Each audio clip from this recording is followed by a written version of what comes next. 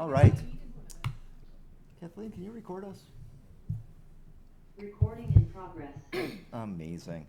I would like to call the regularly scheduled Middlebury Selectboard meeting of Tuesday, September 12th, 2023 to session. The first item on the agenda is the approval of the agenda. It's been suggested that as a matter of courtesy to folks who are waiting, that we might move the item. Where is it? I don't even know.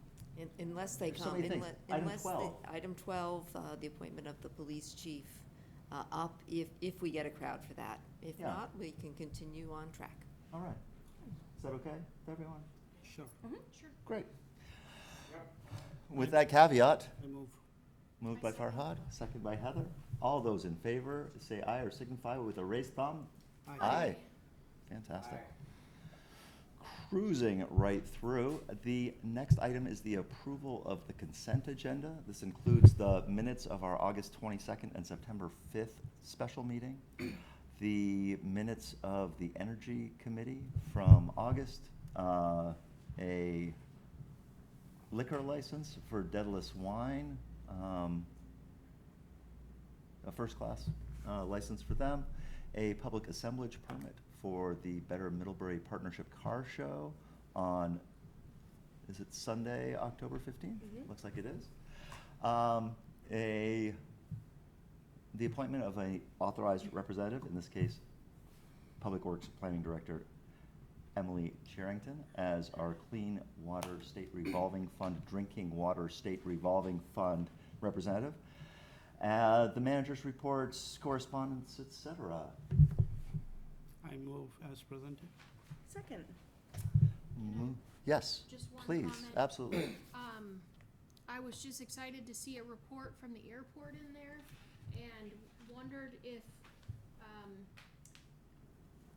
the neighborhood group there, Yes. I'm sorry, my brain's just not working. Are they aware, did they get a copy of the report as well? I got the email, so Okay. I'm assuming everybody Okay. else did. I just wanted to comment that I thought it was great that there was a report Yep. and it was unsolicited, and I just wanted to make sure that it, Well, I don't know It was about solicited. the unsolicited There was part. an email, there was an email chain going on, and somebody sent an email to Michelle that, hey, we are not getting the updates. Yeah. And she Okay. said, she apologized, and she said, let me get it right out, and that's. okay, well, I didn't know that part. Anyway, I was excited to see a report. I was also excited to see it. I was a little bit, thanks for bringing this to my attention. I was a little bit less excited when I saw the noise and flight-related complaints link in the notice that they gave, which goes to an FAA site saying, contact your local airport. So I felt like there was a little something circular in that. I didn't think to try it. I was excited that it was in there, Yes. but I didn't try it. Yes. Yeah, anyway, I felt like that was not exactly in the spirit of the reporting that we had asked for. Moved and seconded. Any other comments? Are you gonna just make that comment back to them? That would be lovely. Okay. Made a note. Thank you. Just to note that we have Phil Summers from the Addison County Chamber of Commerce and Karen Duguay from Better Middlebury Partnership. In the event anybody has any questions about the public assemblage permit for the car show. Izzy had commented on how much she enjoyed it and was looking forward to it, and I would second that. And I'm sure there's third, fourths, and fifths for that. Maybe a sixth, if Dan can hear me. Yeah, I don't know that we have questions. So, Thank you. it's basically the same as what went on last year, and last year was successful, so I didn't have any concerns. Perfect. Great. Okay. Moved and seconded. All in favor? Aye. Aye. Aye. Unanimous. Awesome. All right. Let me get back to where I'm supposed to be. I believe that it is the time in our agenda for public comments. This is an opportunity for community members to briefly comment or share concerns about items not on the agenda. Is there anyone here for something which is not on our agenda? I have a hand from Judy Weiger-Gross. Okay. And Judy, I think you have the floor. Thanks so much. Can you hear me? Yes. Okay, thanks. And I've got my timer set, Kathleen, to 2 minutes, just so you know. So a couple things. One, thank you, all of you, for requesting the quarterly report from V-Trans, which it seems you have received. A couple of comments about that. One, it was difficult for me to find it on the town's website. Is that my technological issue, or was it like buried somewhere? I just couldn't find it. It took like quite a few, yeah, to try to find it. So, and one of the things I found as I read it was there was not a huge amount of information. In fact, about half of the content was cut and paste from one report to another. But okay, that being said, what stood out for me is as follows. The report on from January to March, indicated that 17 trees on 1.85 acres north of Munson Road were going to be cut. And I'm sure you're aware of that. The area north of Munson Road has now been clear cut.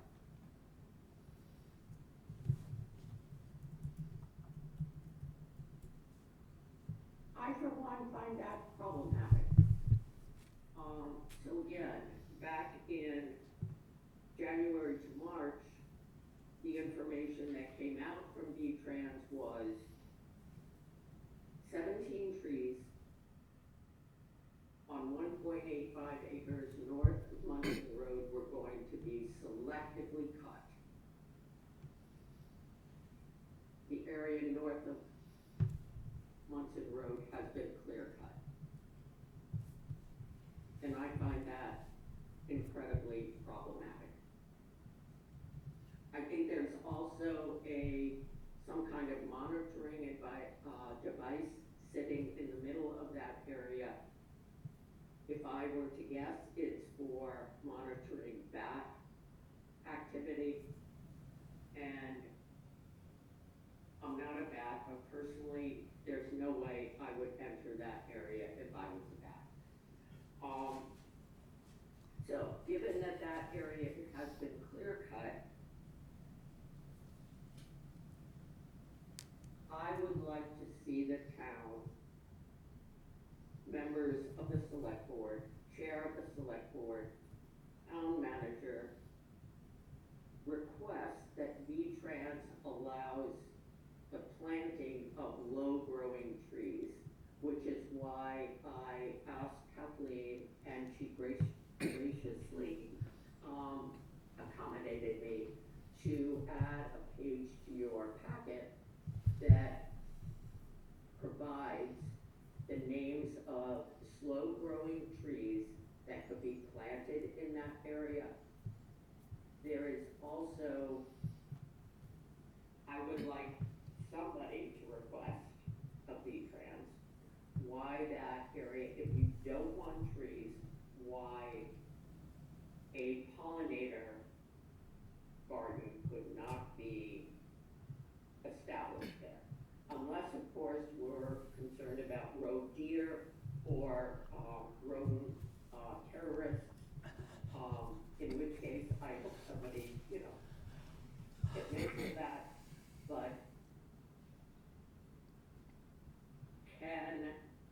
is somebody willing to, at this point, willing to say, yes, I will contact V-Trans and find out if this is possible?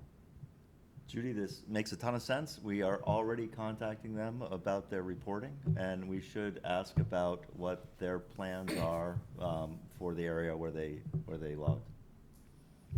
So then I would ask Andy that information be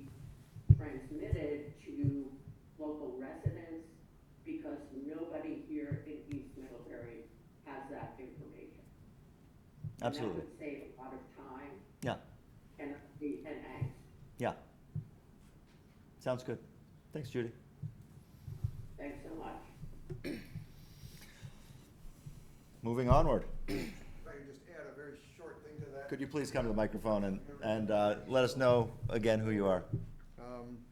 Richard McCurr, and there's been apparently a good deal of herbicide spraying in that area north of Munson Road, and there's no mention of that in the V-Trans report. I think that's ecologically irresponsible. Did you witness the herbicide spraying? No, this is something I have secondhand, but it's been reported to me by a number of people who are apparently quite aware of it, the closer neighbors than I am, Okay. so. So it did say in the report at the bottom of page 1, on airport planned activities for coming months, normal airport maintenance activities are ongoing. Weed spraying is scheduled for this fall.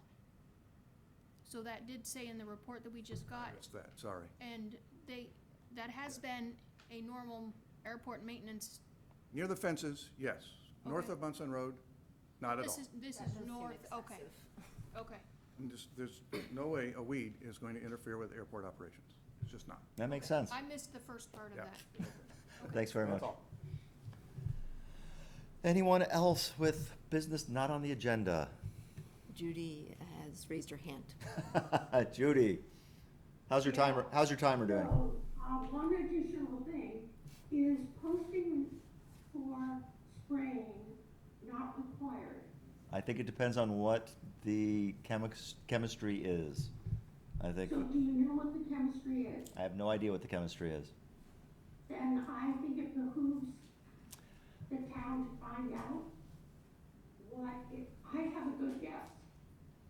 And it's not something that anybody wants. Glycophosphate? Yeah, Yeah, glyphosate. Glyco- Which yeah. is essentially Roundup. it is Roundup. It And is. nobody wants that in their water supply or their local environment. So please check. Thanks so much. All right. Another call for anyone with items of public interest not on our agenda. Kathleen, is the cemetery fund on the agenda or not? Put it on the other day? It is not on the agenda. I forwarded your request for payment to the accounting office. And we need to do something tonight, you mentioned having a warrant. Having a warrant, I'm not entirely sure if it's on the warrant, but if it is, they would approve it. Could you please come forward and identify yourself? Yes, Linda Williams here, treasurer of the Middlebury Cemetery Association. Do we have the warrant before? Pardon? The warrant was in the email. Yeah, Oh. no, please. Paper. I understand that there's a payment which is, Well, there are a couple of years, there's about 7 decades of payments that have been missed. Because this fund got lost from 1894 right up until 2005. 1894. Yes. Okay, When the town was appointed the fiduciary agent of a fund to look after a family plot in the cemetery, the Starr family. okay, STARR is in Starr Hall and Starr Library. yeah, Yeah. And I don't know what happened between the First World War and about 1970s when Dick Goodrow, who was our town clerk at the time, yeah, came in and discovered that fund and a whole bunch of other little funds, including flower funds and church funds, and tried to amalgamate all that, and then it got lost again until 2005, okay, when the bank, Chittenden Bank contacted the town and said, what is this? yeah. Yep, And it was matched up as the Star, family fund. Star Family for Fund. the cemetery lot. And the town had been appointed since 1894 to be the fiduciary agent, which is like a trustee, Yes, and they lost it all those years. okay, And John Tenney sat right here. He was the chairman at that time, and he said, boy, you people have lost out thousands of dollars worth of interest. And my comment, and Jim Swift, who's our attorney, said, yeah, and we should sue the town for those back interest payments. Be tens of thousands of dollars now, because the original fund was $5,000 in 1894. mm-hmm, And Ken Bryan at the bank said that would be hundreds of thousands today, if it hadn't been lost. Mhm. Yep. So in the last few years, we seem to have gotten, since 2005, we were sort of on the right track. Jackie Sullivan had been our previous treasurer. She was paying payments every April for a few years. Then it switched to July payments. And then she had got something got mixed up for a few years. And then the last 5 years, there was a payment in August, and then one in October, then in September and November. And the last 2 years has been zero again. Okay, So we'd like to get something more regularized. sure. The town doesn't want to have the fiduciary responsibility. They got 2 courses, and I just had an email this week from Jim Swift, who's the attorney on our board. Some of you might know who he is, Langrock, Sperry, and Wool. There are 2 choices. Either the town can go to the probate court through their attorney and say, we're done. We're done. We don't want to do this anymore. We're not able to do it, whatever excuse you want to come up with. Or, as Jim is saying, the alternative to doing this is for the town to transfer the funds for a brokerage account with instructions for an automatic payment on a yearly basis. Can the town give the bank, whichever bank the fund is in, the National Bank, whatever, written instructions to automatically distribute the amount called for in the trust on an annual basis? So hopefully it doesn't get lost year after year, and I have to come, or we gotta have or we're gonna stand up in March at the town meeting and say, we got a problem here. Yeah, You can't say that the town's finances the budget's okay when you owe us money, and it's accruing over time. You know, in the last 2 years, we got zero. I know there are other things going on, especially with Jackie and her health issues. sure. But still, I think we're all up to here with excuses about What's staff it- problems and shortages and all the rest of it with the COVID. Yes, Farhad? What's a typical payment? How much- They vary wildly. For years, it had been $500-600 a year, which doesn't sound much at all. It's only a $5,500 fund. And then it got down, after the stock market crashed, it got down to 300, 200, something like that. And then it was kind of all over the place for a while, but then the last time we had a payment, which was 2 years ago, 2.5 years ago, in 2021, it was only less than $20, and I said, what happened? She said, well, we didn't have time to do any investing. So that was, and we've been through this with Kathleen and Jackie before in the past. We've all met about this over the years. You don't want to be responsible for this fund, give it up.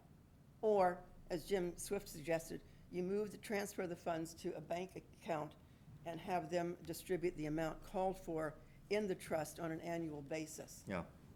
So I was the treasurer of the Ilsley Library trustees for several years, and they keep some of the donations in earmarked funds and take money and transfer it It had been into. earmarked. Jackie showed Yeah, us that. no, I understand. And It's still so not I lost think that again. all of the options that you've presented are possible, and I think that when Nick is back, he'll get in touch and figure out the right way forward. I'm sorry we don't have an answer for you tonight. Okay, so those are the 2 options, so, anything else? Right. Thank you.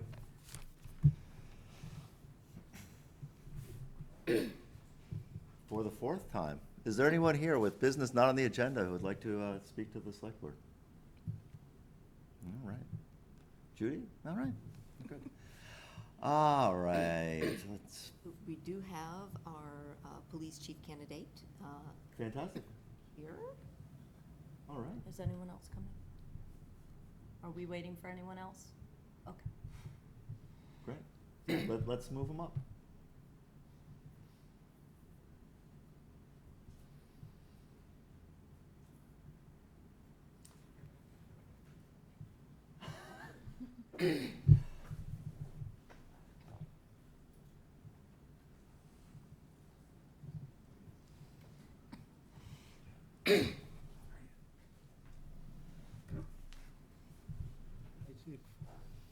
I'm So- out of your hair. Oh, shucks. This is it. Yeah. So I want to introduce you to Jason Covey. Jason will be taking over for me next week. Wow. Yeah, that's wonderful. So, Chief is jumping the gun a little bit. The town manager's former recommendation is for the appointment of Jason Covey as our next police chief. Jason has been with the town since February 2000 and has faithfully served first as a police officer to 2009 and then as a sergeant to present day. He also has a degree in political science from the St. Michael's College and a Master's of Public Administration from Norwich University, where his concentration was in criminal science and emergency management.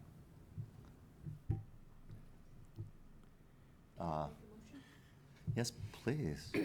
I'll move to accept Town Manager Kathleen Ramsey's hiring recommendation for the Town of Middlebury Chief of Police as presented. Second. I just want to say that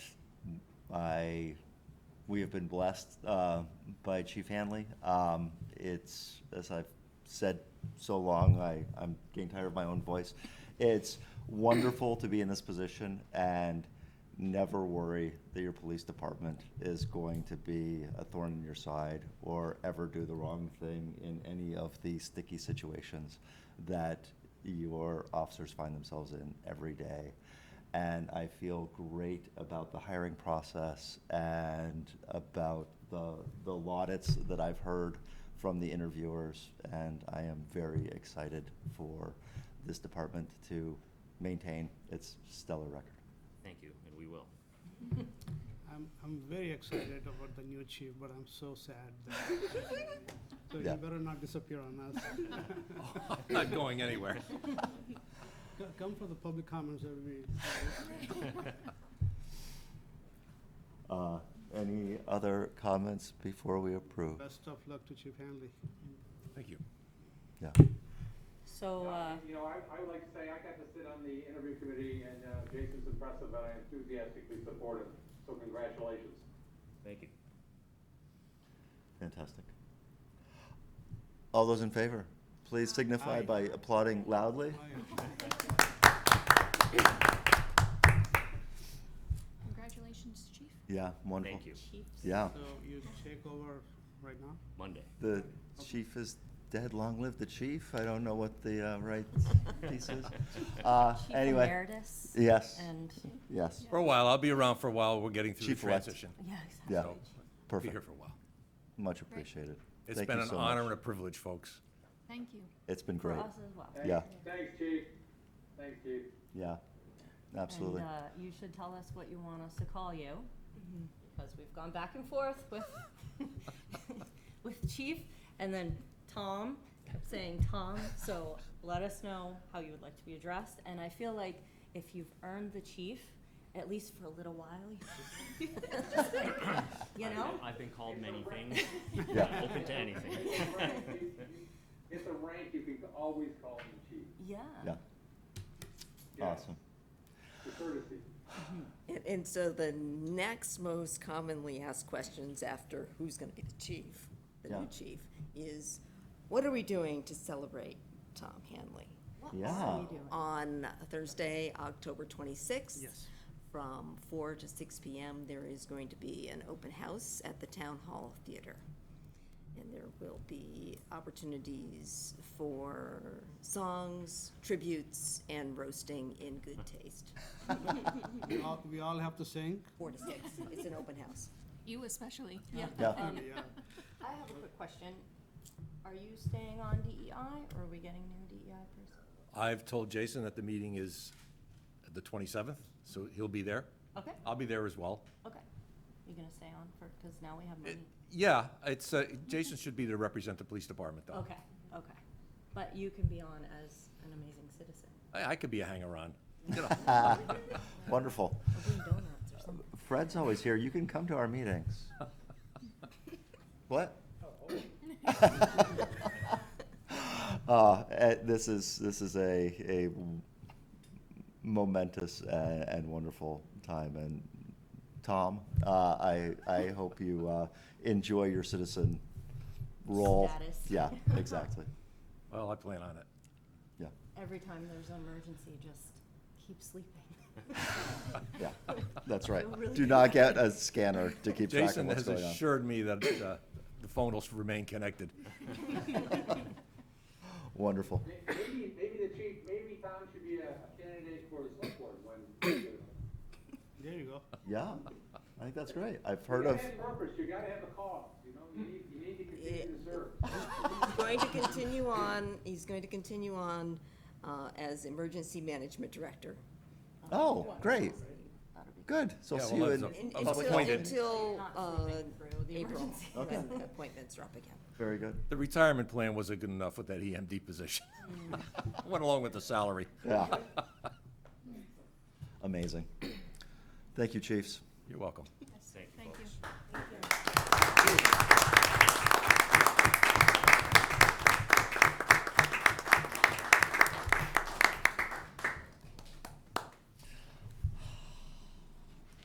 Aw. That's wonderful. Best part of the job, huh? Oh my God, it is. Ah, all right, and back to our regularly scheduled broadcast. Next up are some public works purchases. Item number 5, expected at 7:10 p.m. Emily?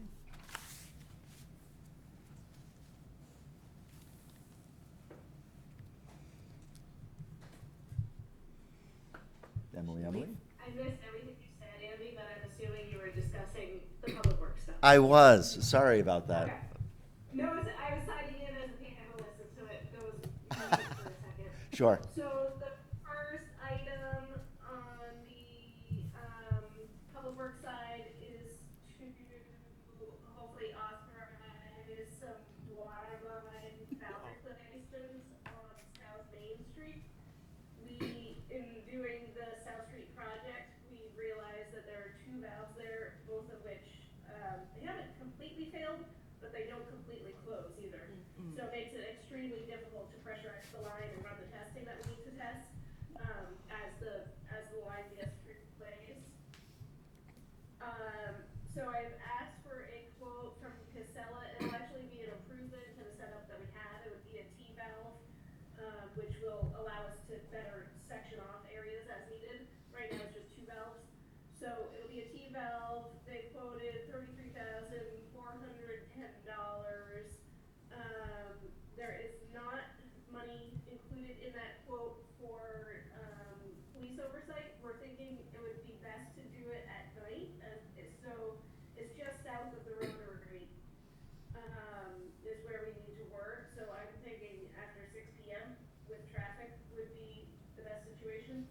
And I would probably want to have a UTO or police assisting in the process. Sure. Maybe not controlling that lighted intersection, but at least available. Blue lights always seem to calm people down a little bit. And then we would also have flaggers on top. So we don't have that cost included in here. I think Casella was going to reach out to RPD to figure out what their capacity was. It's a little bit harder to get sheriffs these days. Yeah. So we still have to figure that component out, and then additional costs for paving. Oh, he does have the 2,500 for ETO. Additional costs for the pavement. So I just did it as a not to exceed 40,000, which gives a little cushion for flaggers and just the extra work in the intersection. And the Casella quote included evening work? Sorry. What's that, Andy? Yeah, there's a little lag between here and Moncton. The Casella quote included working evenings rather than days? Yes. Okay. I move the select board approve the additional work related to the water valve replacement on South Main Street for a cost not to exceed $40,000. Second. I'll give it to Izzy. Moved and seconded. Any further discussion? Seeing none. Is this budgeted? No. This is an add-on, I No, think. we have, yes, add on to the South Street project, but we do have capital funds available that we can utilize for it. Okay. Good question, Dan. Any other questions? Seeing none, all those in favor, please signify. Aye. Aye. Aye. Very good. We got there. What's next, Emily? The next piece, main pump station, which failed during the August 3rd storm event. We're still running on bypass pumping, which took all week yet. We've got that moving along for the moment while the pumps are getting rebuilt. I believe they're scheduled for the 20th to start getting returned. The pumps and motors are getting rebuilt separately, so I've lost track of the exact dates, but I think August 20th is when we're anticipating a return. But we would also like to purchase 3 new pumps, just in knowing that the rebuilt pumps are already 20 years old going into it, and now they have been completely submerged and burnt out from that storm event. So I think they will get us through the interim, but I don't put a lot of weight on carrying them forward in the future. So we'd like to buy 3 new pumps. We have a quote for $67,750 a piece. I've been waiting for the installation quote. We were hoping to get it yesterday and have not received it yet. But that's no matter what we do, we have to install pumps. So that quote isn't necessarily a driving factor. I will say the pump station is being carried by insurance, so we do have some protection there. Any questions on that one? And the lead time on this order is 26 weeks. Oh, 26 to 28, yeah. Oh. So the sooner we get this Wow. purchased through, yeah. and when you mentioned insurance, like, we had insurance which covers the capital cost? Insurance is covering all of the costs inside the pump station, is my understanding. Fantastic. There's still some confusion with the insurance piece of it. I was working with Crystal quite a bit today, trying to figure out those components. I think we also, I think we will likely get FEMA funding for the August event. It was seeming unlikely towards the end of last week. But from more recent communications with them, I think we will get it, so we'll also have some potential protection there. That's awesome. Emily, I have a question. Are the new pumps submersible? Like if this happens again? No, Do they they're make not, those? but we can make modifications to the pump station itself so that there are floodgates, which would be brilliant, to keep any stormwater like that from flowing in. They're in a big vault way down in the basement, so if you can keep the floodwater out of that vault, you're fine. Okay. So do you have to come back for the cost of the insulation to approve? I think for right now, we just want to get this approved, Yeah. because no matter what, we have to install the pumps. Right. So, And so this will get us in the queue so we can order these. Right, yeah. exactly. Okay. I'll Hon- move to approve the purchase of 3 new pumps for the main pump station for a total cost of $203,250 plus the cost of, just the total cost of $203,200. Second. Yeah, we'll do the cost of installation later, right? Yep. I think that's fine. Yeah. Okay. I was Moved just- and seconded by Farhad. Any other comments? When we move on to cost of installation, could we also get numbers like, I have no idea what you just described for keeping the water out of the basement would cost, but can we get sort of that information too?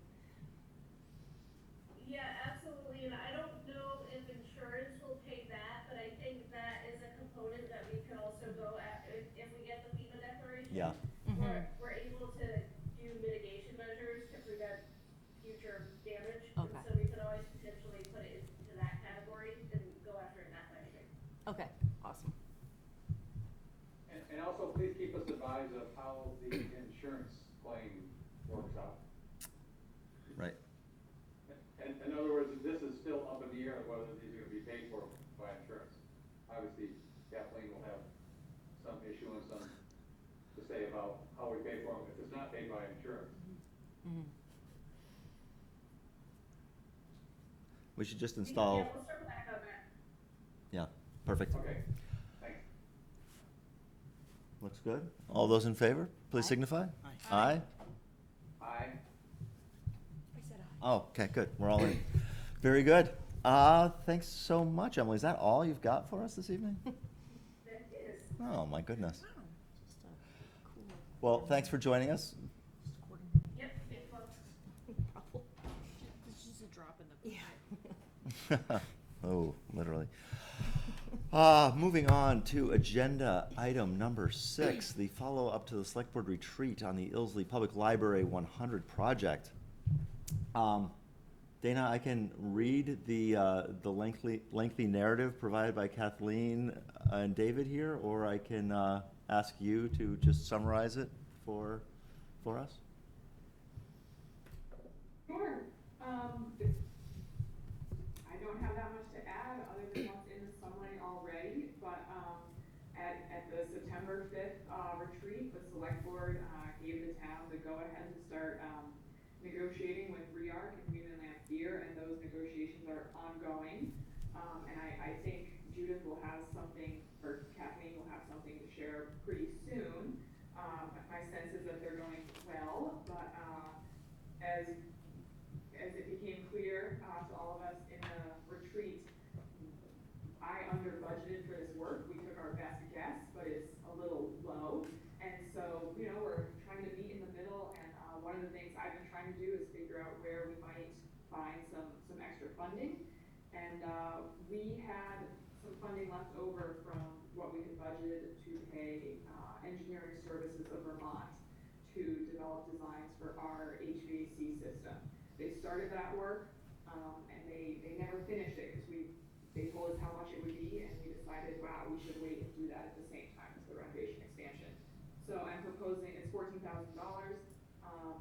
It's not a ton, but it's enough to help get us a little closer, and so I'm proposing that we move that over into the capital improvements budget line that's funding the design work for the schematic design. Seems reasonable. All right. And yeah, it's a rounding error once we get into the full renovation design and construction. So it makes sense to make the money available now, I think. A motion. I'll move that the select board vote to approve the transfer of $14,100 from the budget line 055-1519-6 100 to budget line 055-1518-7 130. Second. Nicely done. Lindsay on the second. Any further discussion? All those in favor, please signify. Aye. Aye. Aye. Aye. Very good. Thanks, Dana. Thanks, everyone. When the aliens come and they look through our meeting minutes, they'll be like, what were these creatures doing? Chief? We were Chiefs? being responsible with our money. We were, but 15-5-1519-6.100.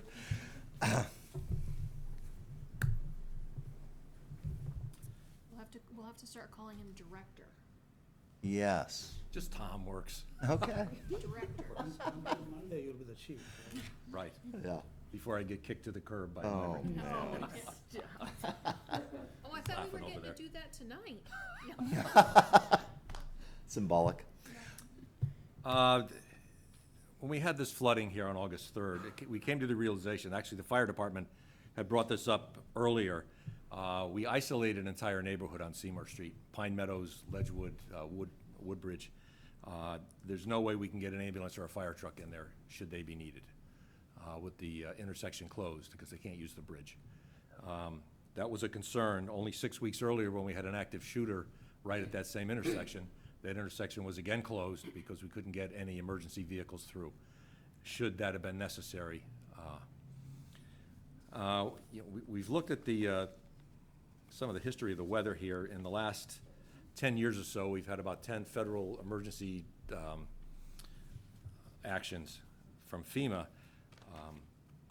Some of the public money is still going out there to damage based on weather issues in the last 10 years, which rose to the level of FEMA disaster declarations.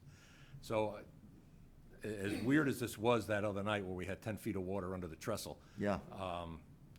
it could happen again. And our concern is how do we get to people that are in need? Because when these things happen, this is generally when people are in need, Sure. for medical issues or whatever. And this happened in central Massachusetts, night before last? Yes. Right? 9 inches. Yeah. Yeah, so, and it's not only that, I mean, we had the active shooter, it could be anything Yeah. going on. I think what we just really want to get doing is get the discussion started on how we can get access to that neighborhood when those roads are closed. We've looked at the rail over there. I know the railroad isn't thrilled with even talking about this, but there's an issue with the rail there anyway, because it's a siding, and they often have rolling stock parked there, which you couldn't get across anyway.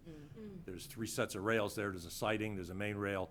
It's quite a large place to try to get vehicles across. Yeah. Cutting through the back of Danforth seemed to be the most reasonable, but again, you've got that large section of rail there.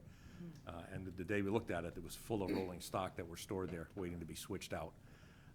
So at some point, we gotta find a way to get around the Pulp Mill Bridge, so we can get people in and out of there and emergency vehicles in. Right. I know I just immediately wanna try to solve the problem, but Yeah. at the end of, the little development on Exchange Street where the doctor's office is in, the Forest Service are, that end parking lot, there's only one, track there, right? Right. It would take some work, obviously, to put some kind of pass in there, but I think that might be a reasonable place to consider. Yeah, the geography is challenging over there. There's quite a drop-off on the other side of the tracks. Is there? Okay. Yeah, it's fairly significant when you're going into Wright Park at that point. Okay. So that would be quite a Oh, I way to do was it. thinking that was further, never mind. Yeah, David and I walked the tracks, Okay. and we checked different areas. Yeah, even where Pine Meadows is, there's a swale there. There's a little bit of a wetland where it drops down from Pine Meadows and goes up to the tracks. That'd be a difficult crossing there as well. Okay. I mean, the issue was, I'll go back 30 years when we had a large construction project going on at the Pulp Mill Bridge, and my suggestion at the time was, why don't we take that apart and put it in Wright Park as a tourist attraction and build a concrete and steel bridge there that can actually get functional traffic across it. And of course, the commitment was over the years to keep going with the Pulp Mill Bridge. We can't get emergency vehicles through the Pulp Mill Bridge. No. I worry about getting my small passenger cars through the Pulp Mill Bridge. Right. Anyway, so this is a start, I think, and I know Yeah. we're not gonna solve anything tonight. I'm not an engineer, and I don't pretend to be. But we want to at least get this going at some point so we could talk about this and maybe find out what our options are. And if we get a FEMA declaration and there's mitigation money, that would be a good time to try to fund something as well. Because that would be, I would think that would be an acceptable use of that money, creating an alternative access for that area, so. Yeah, and we've got Printer's Alley that we can get some emergency vehicles through, but again, that whole intersection of Maple Street was closed. You couldn't get an ambulance through there at all. So it's just, we've got this neighborhood out there that's isolated, Seymour Street Extension, Seymour Street, all the way out to Pine Meadows. Yeah. Where they are isolated. If that main route in there is closed for whatever, nobody's getting in there to get them out or provide services. Yeah. Right. What is the, I mean, this has nothing to do with anything that we're gonna solve right now, but,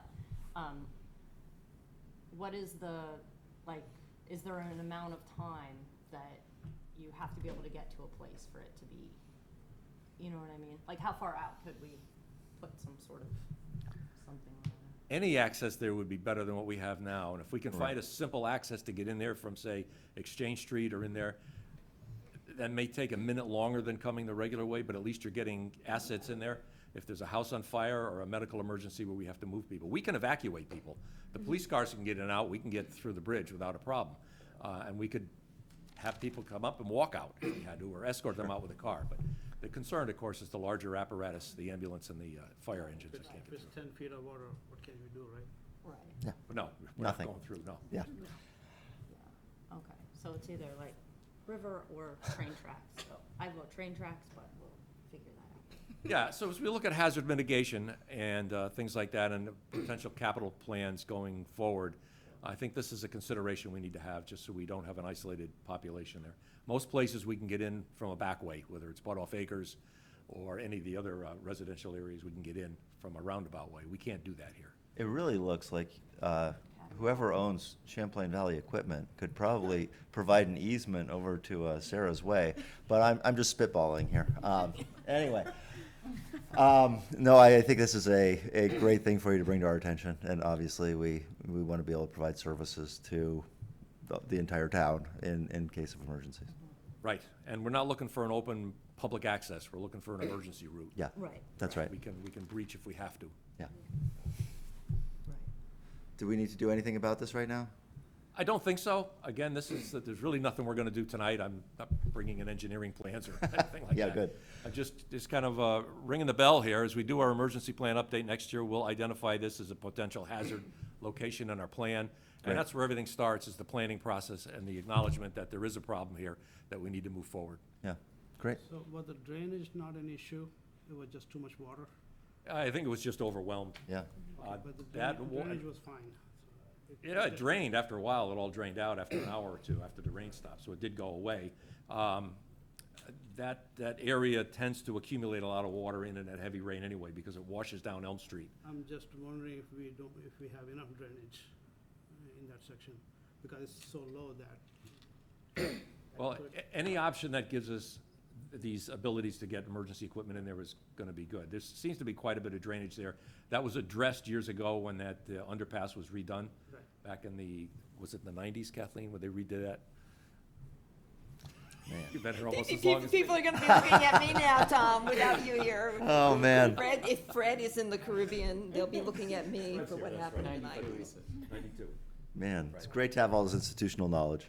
But that was a concern then, because there had been a water problem there before that. Sure. Was the rail tunnel okay during that storm? Yeah, seemed to be. Amazing. We didn't see any issues there. Yeah. The issue with where the trestle is, it's all running downhill. Yep. From North Yeah, Pleasant Street. no, clearly it's Yeah, getting it just from that both the sides, pump- tons of impermeable. If you looked yeah, at the films, you surface. could see how it was coming through the backyard of the house on Seymour Street, and there were actual waterfalls coming onto the police station where the building was inundated with about 3 feet of water. Yeah. Yeah. That was amazing and awful. All right. Thanks, Tom. Well, thank you for hearing this, and hopefully we can move on. Yeah. Appreciate it. So maybe we could just, I'll try to remember on Thursday, but maybe just ask Emily if she has other engineering going on to Yeah. see if we can't tag that on, Yeah. just to get. Yeah. What's the right way to get a vehicle in there? Start the process? Yeah. I'm not sure. Thank you. Okay. If I may speak, Mr. Chairman. Sure. Kevin Parizzo, I live at 57 Seymour. And I can assure you that it was the most disconcerting feeling when I was watching water coming straight through Danforth's parking lot. And most of you know the size of the ditch that's in front of my house. Indeed. That was totally full. Yeah. It was overflowing straight through my front yard, down in through my cellar, out into the back, and a good chunk of it was going down to the police station from our back field. Sure. What's very interesting, and Kathleen knows I'm going to mention this, if you go back into the historical records of this town, it was mentioned by me back several times when the discussion was about the new railroad, Amtrak, what happens with an emergency access, which we used to have in front of the Duquette House. That always existed, directly across the street from Fire and Ice Restaurant. And it was fenced off, and it was used in the case of an emergency.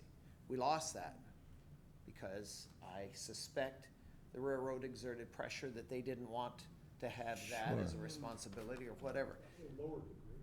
Yeah. Well, but my feeling is, when one of the assistant fire chiefs called my house during this storm and asked if we were all right, and we were attempting to keep water flowing out of our cellar, he said, Kevin, if your house catches on fire, we cannot get to you. That's rather disconcerting. And it also, in my estimation, and I raised this problem to Kathleen and to Tom, and that's how you, and this letter got initiated, who's liable? It's a liability factor. And for all the years that I was on this select board, one of the things that we all do as taxpayers, because of the fire department and the fire coverage that we have, we all save money on our insurance due to the, is it IOC rating, I think? What if all of a sudden it's determined that that fire department cannot get to you? Does that change? Does that change your insurance? Does that change the liability factor for the town's insurance? These are all questions I'm throwing out. Yeah. And I understand that the railroad doesn't like to have anybody cross their tracks. Well, I'm sorry, how do we put a price tag on a person's life? And so I would advise and ask this board if you would at least consider putting something in as an emergency exit or entrance or whatever you want to call it.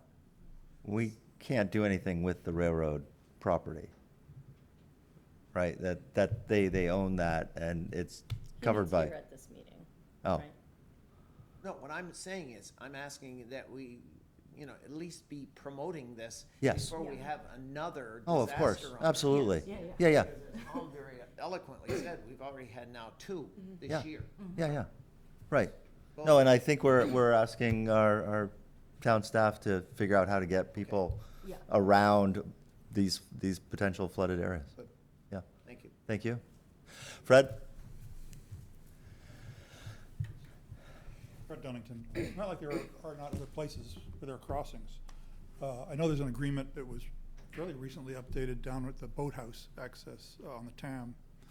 The college has an agreement that the town, I think, is party to, behind the college baseball fields. Oh, okay. So it's the railroad wants you to insure them for millions of dollars, but the agreement exists there.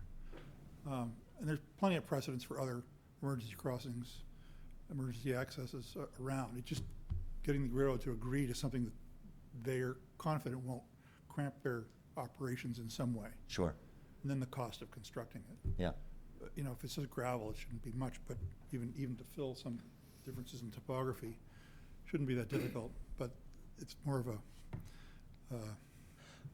Well, it's interesting because you also have to build it so that it doesn't wash out during your 6-inch, 8-inch rain event. yes, that would be good. Yeah, But, it needs gates and. Yeah. for sure. They need to feel secure and, so. Good. Thanks, Fred. Any other discussion about the emergency access to the Seymour Street area? No? Okay. Moving on. Follow-up to Middlebury Regional EMS's request to Select Board to enter into contractual relationship with Town of Middlebury. I will read this one. The Middlebury Regional EMS, MREMS, recently contacted the town of Middlebury to propose a new agreement for services between the town and MREMS beginning in calendar year 24, lasting for 5 years. MREMS is proposing that this contract is part of a larger organizational effort to formalize what has historically been an informal contractual relationship between MREMS and the town.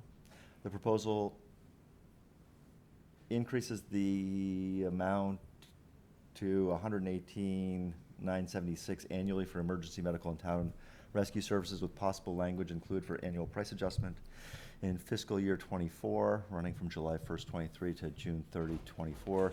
The town of Middlebury's appropriation for MREMS is $84,960.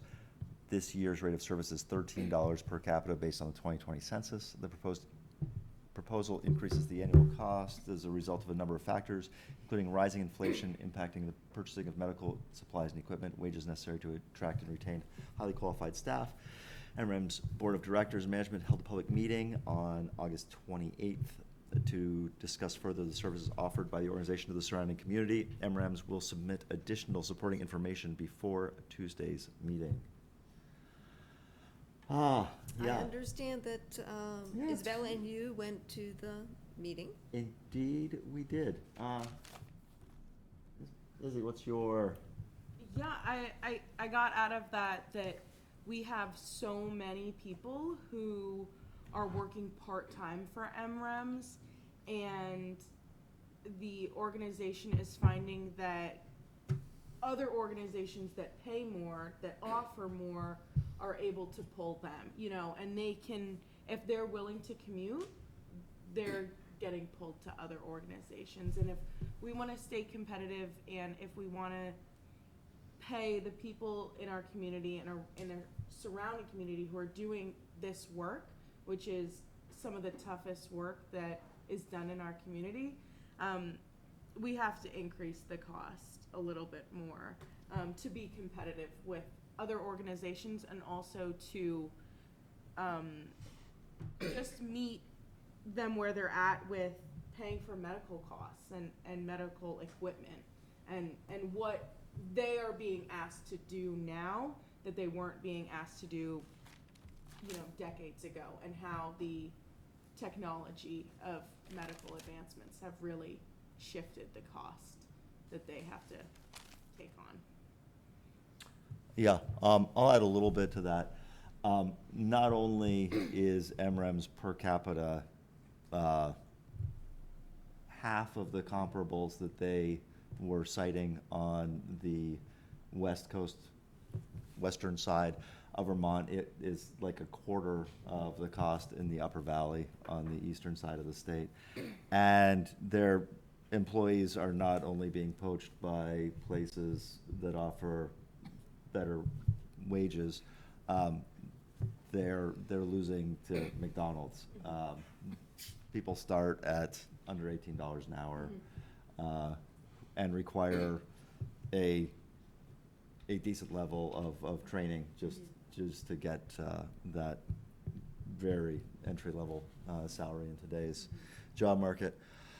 I think that this is really currently a great deal for Middlebury, even with this increase and the expected increases over the next few years.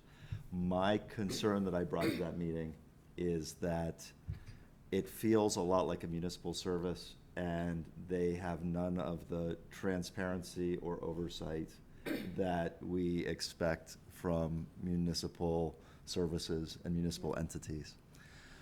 I see that Dan's hand is up. I'm gonna ask him to chime in now if he's interested.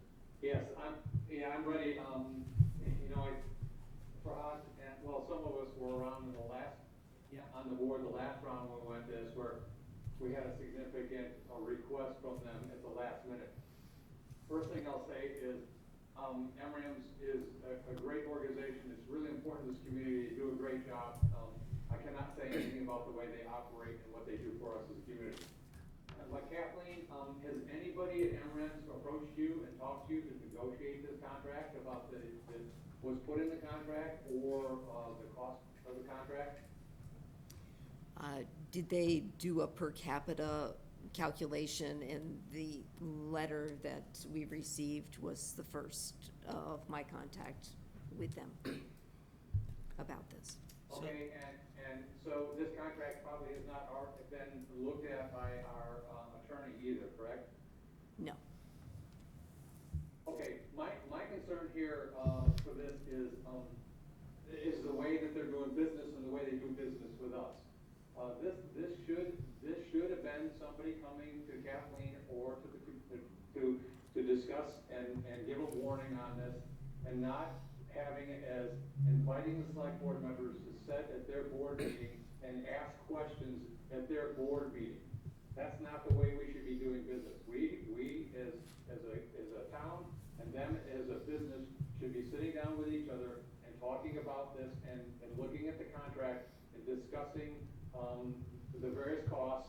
And so I highly recommend that we do nothing with this tonight, that we do more diligence, that we have some of us sit down with them and have it laid out and do it in a proper manner, instead of just submitting a contract to us and asking us to approve it without any input from us as a town. I feel strongly about that. They basically did this the last time we went through this. We had a significant increase, and we gave them $80,000, and now we'll give them $100,000 and some. And right now, the way it's organized, Kathleen is giving this organization, the highest amount of money probably of any other organization we get, and she has no oversight or any ability to track this or work with them in any capacity. So I suggest we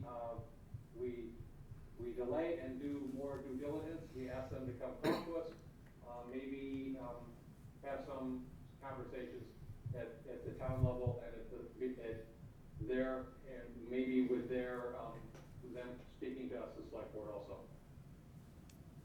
Thanks, Dan. Yep. I agree with almost all of those comments. Heather? Finish what you were gonna say, I'm sorry. No, no worries. One other piece from the meeting, I suggested that it would be great if we could see their books and see like what percentage are they getting? Are the towns all contributing equitably to this as they go to a contract model and it's not all on the ballot for everyone to see?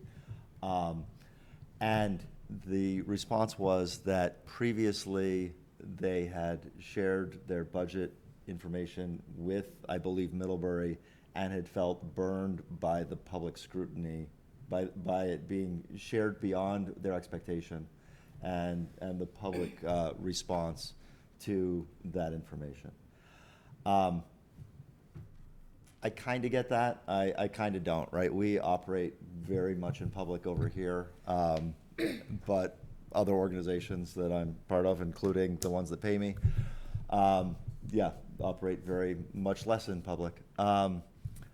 One thing I was thinking in this negotiation, Dan, I think that's a great idea, is to hold off on bringing this inside our municipal budget, but would be for them to look at their bylaws and potentially bring a municipal representative.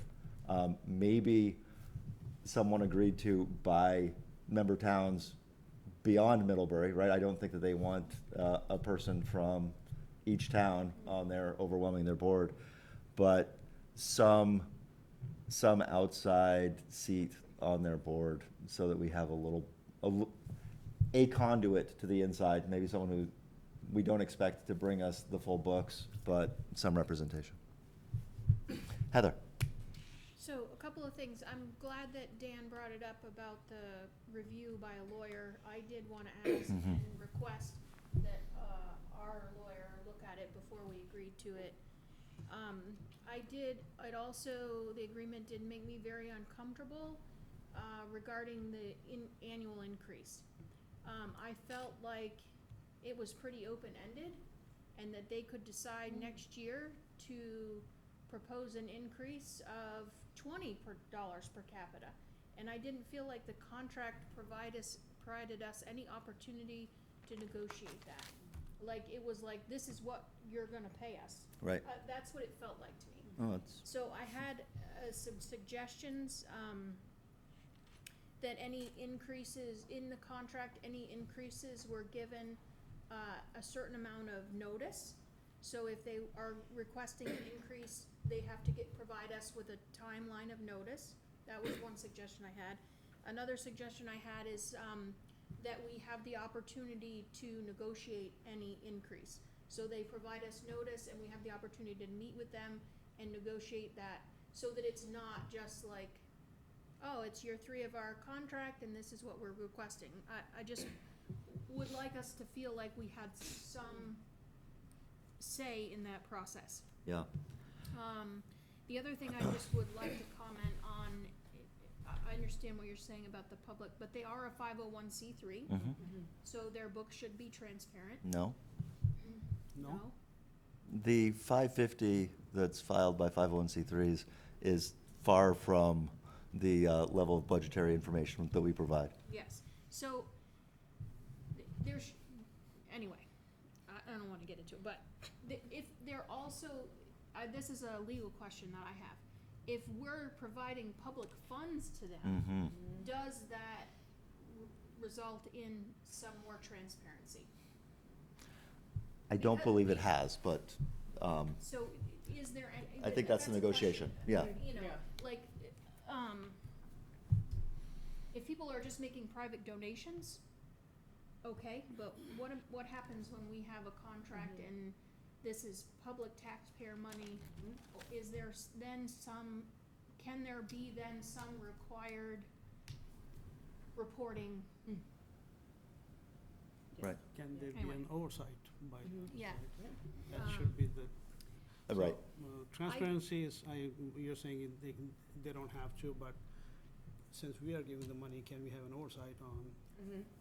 And that was where I was going with the representative, right? This is someone the select board chooses to sit there and be part of their process.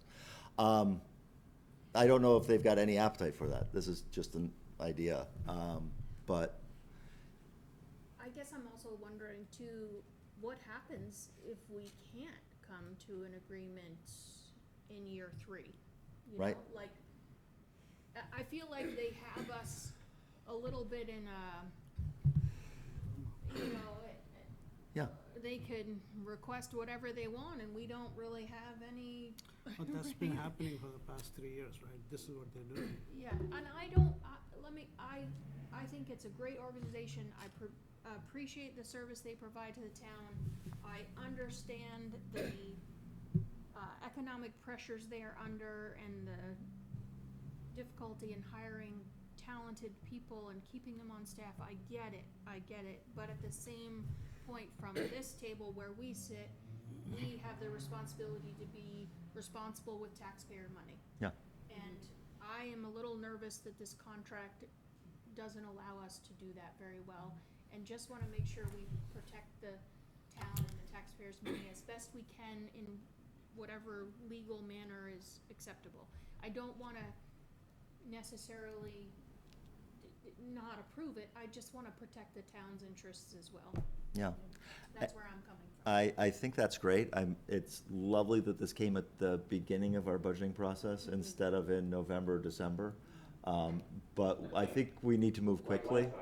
No, I think we need to move quickly, and we need to get to a place where we feel that we've got enough information to put this inside our budget instead of out for the voters to decide on.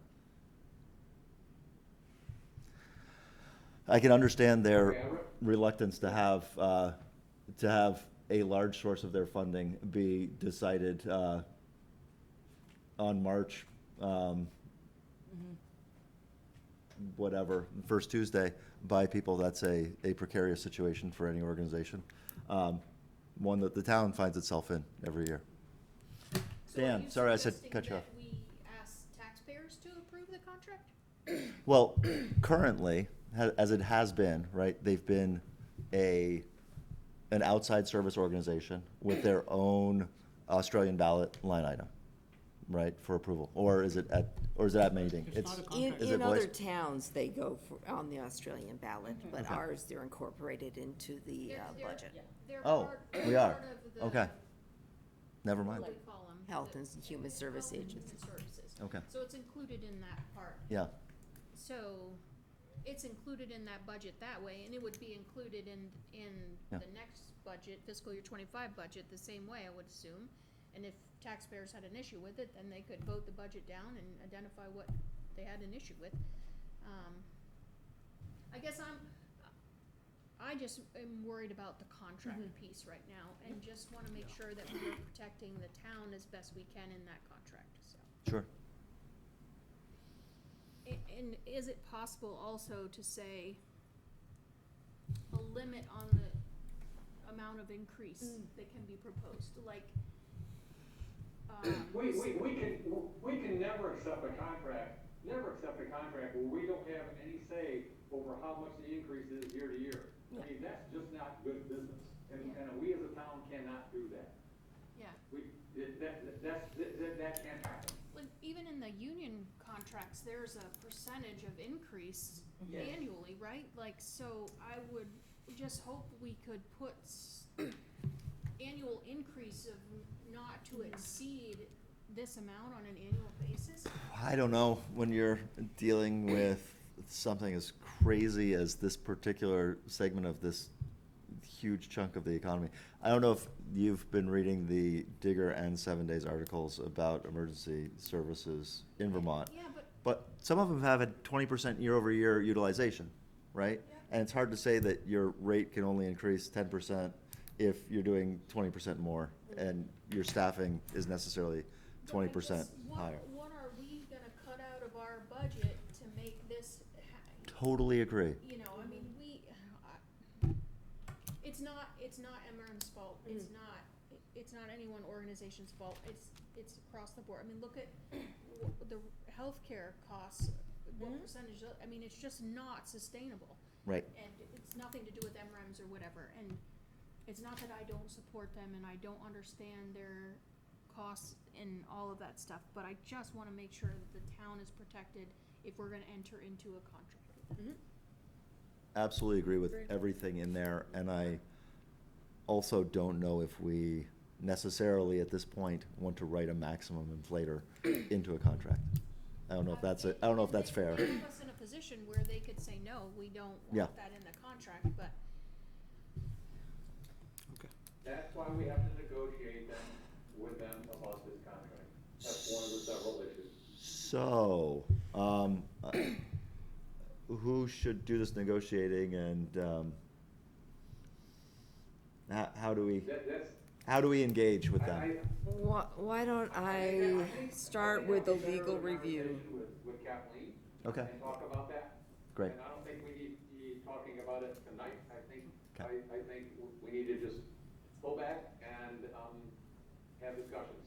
If Brian will be back in town, I know Brian has a great deal of interest in this contract. Right. So. Okay, that sounds great. You okay with this, Kathleen? Your demeanor changed a little bit on that. All right, very good. Okay, no action on that item this evening, other than some direction to staff. Thank you very much, staff. Moving right along to the approval of the engineering agreement for the Exchange Street Bicycle Pedestrian Project. Yes, hopefully moving into design for the Exchange Street project, now that we have the last two necessary right-of-way agreements in sight.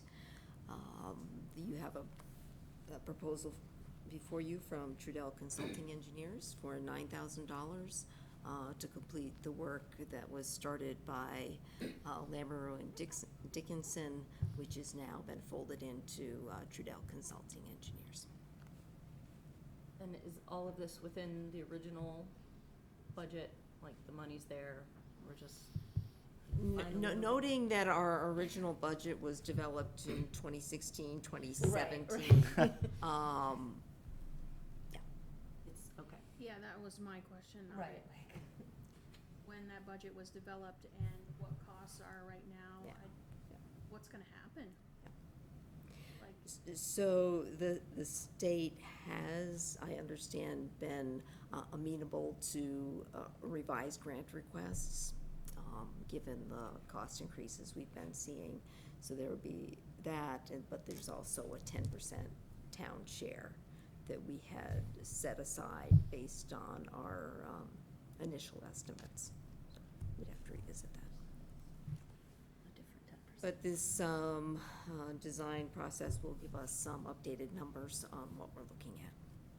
And this is to take it from essentially Greg's to CSAC, it's not taking it the whole way? Okay. There we go. I just got a question by text asking exactly that, and so I'm glad that we could answer that. Thanks. I'll move to approve the proposed engineering services agreement with Trudell Consulting Engineering for continued engineering work on the Exchange Street sidewalk design for $9,000. Second. Great. Moved and seconded. Any further comment? Seeing none. All those in favor? Aye. Aye. Great. 100%. All right. Get back to the agenda, Andy. There we go.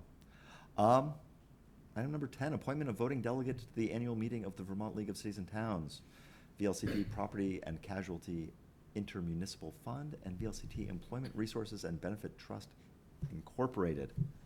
All right, so as part of the upcoming Vermont League of Cities and Towns Town Fair, each town gets to designate a voting rep to help set the priorities and all of the various things for VLCT, which is an organization made up of the member municipalities.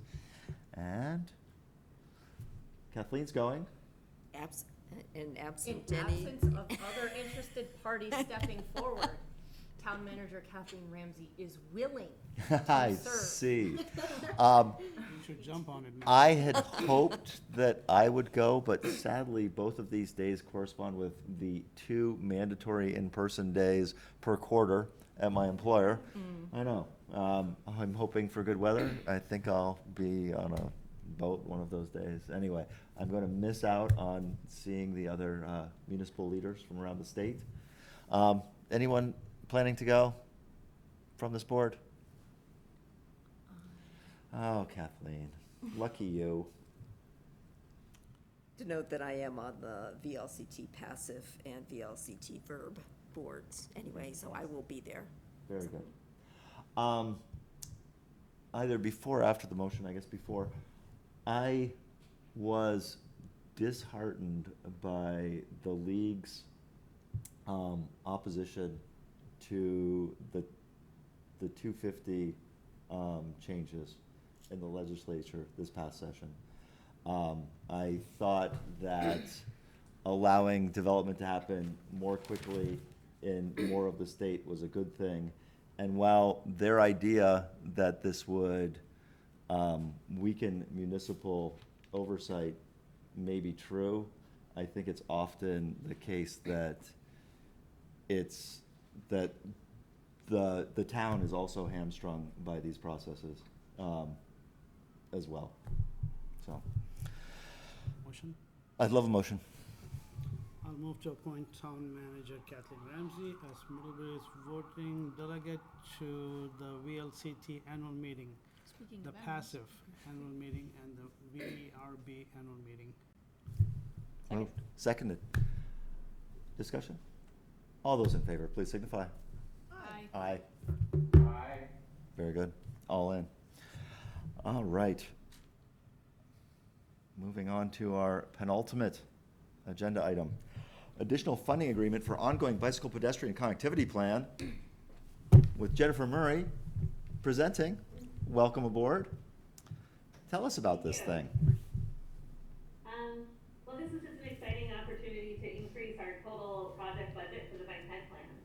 Because we had gotten a municipal planning grant for a little less than we asked for. The total project cost was only $24,000. So when the consultant responded to our RFP, there were a couple things they needed to take out. And then we started doing public input. We've gotten a lot of, we got over 300 responses to our survey. I have to tell you, the top pick in the survey in terms of what people want to see is the Exchange Street bike path. So we're right on point there.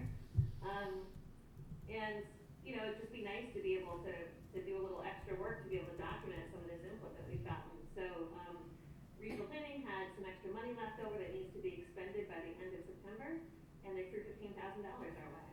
So this agreement is, this agreement is to just increase our contract a little bit. Great. Is there any town required match to that, or it's 15,000? No required match. From Yeah, RPC, still from RPC, Like, how much more of that do you have? So what is there really to Yeah. disagree with? I love spending other people's money as much as the next guy. Although it is our money because we do fund RPC some, but yeah, okay. Very good. I'll move So to you see approve. the contract here, one is for our contract with regional planning to get the money, and the other is our contract with Trudell to increase the contract by another $15,000. I'll move to approve the proposed agreement with Addison County Regional Planning Commission for additional funding for the town's bicycle and pedestrian planning project for $15,000. Second. Great. Moved and seconded. Any further discussion? All those in favor, please signify by saying aye. Thumbs. Aye. Yes. Aye. Very good. I also move to, go ahead. Do it. Somebody say something? No, go ahead. She just said thank you, go ahead. I also move to approve the proposed engineering services agreement with Trudel Consulting Engineering for additional work on the bike ped connectivity plan for $15,000. Second. All those in favor, please signify. Aye. Aye. Very good. Must be getting towards the end of the night. Great. Thanks so much, Jen.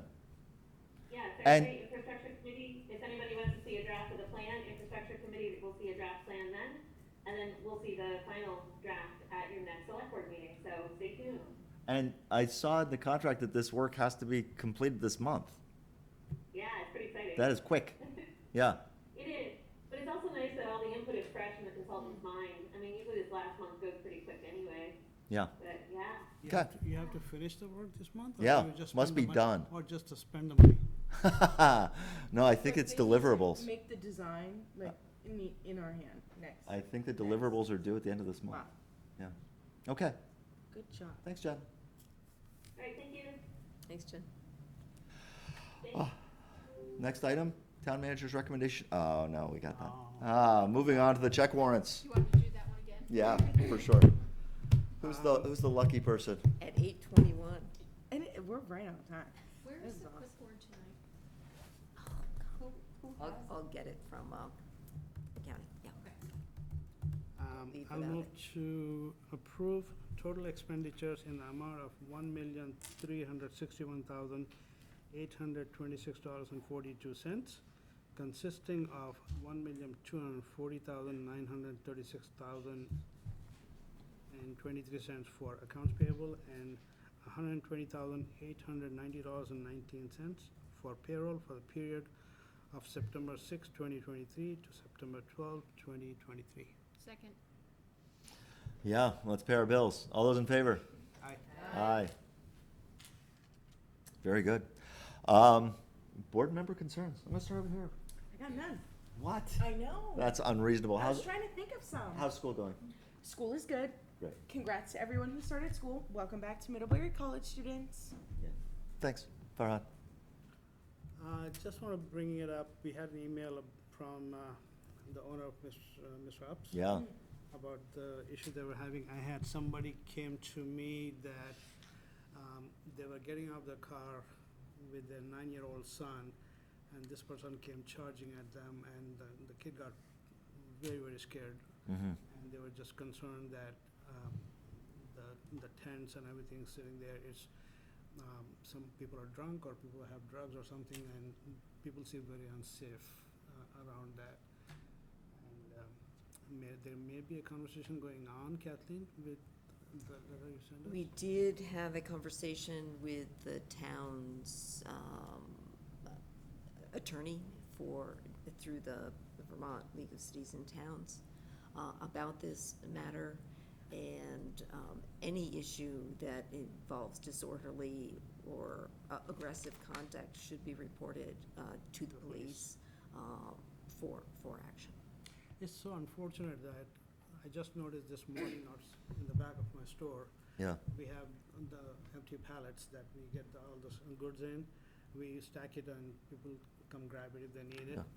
And somebody had just put the pallets and almost made a room out of it, and there's so much trash and leftover foods and stuff there.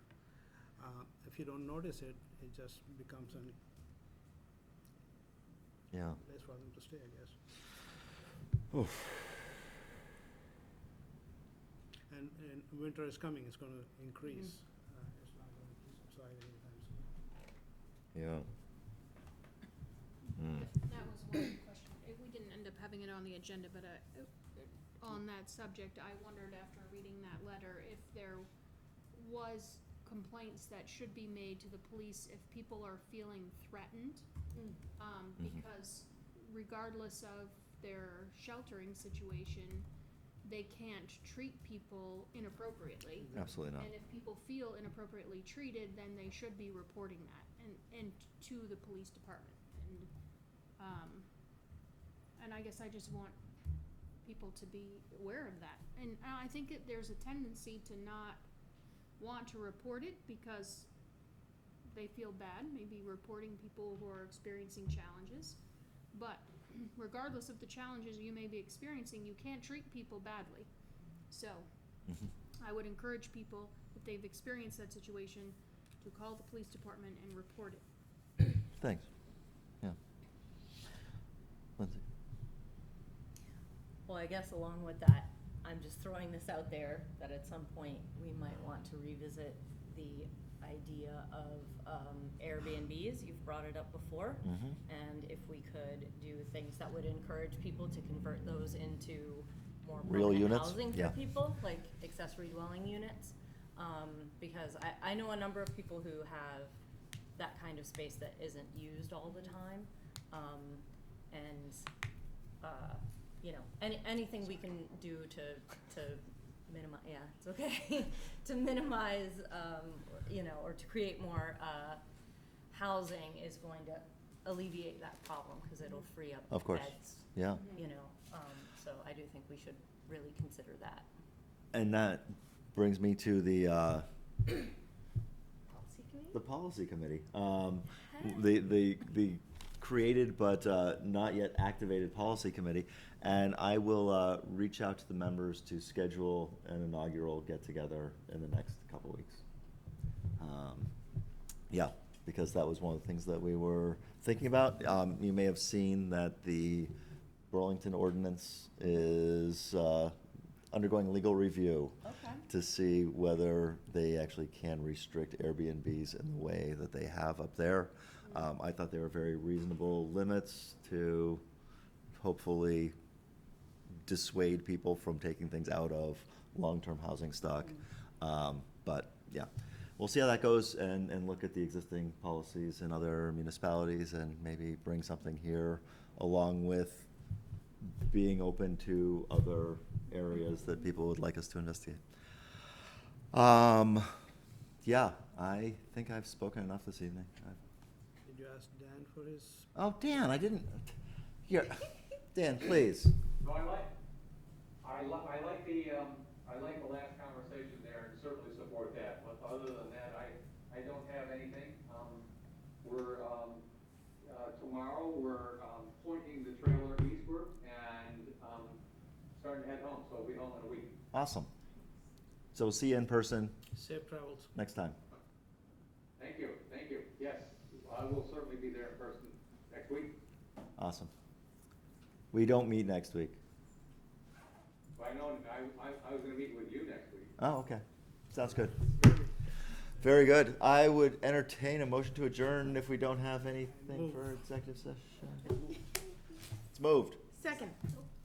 You can have it, have it. Okay, I'll take it. Very good. Excited. Moved and seconded. I don't believe there's discussion available on a motion to adjourn. All in favor? Yay! Good night, Dan. Good job, everyone. Good night.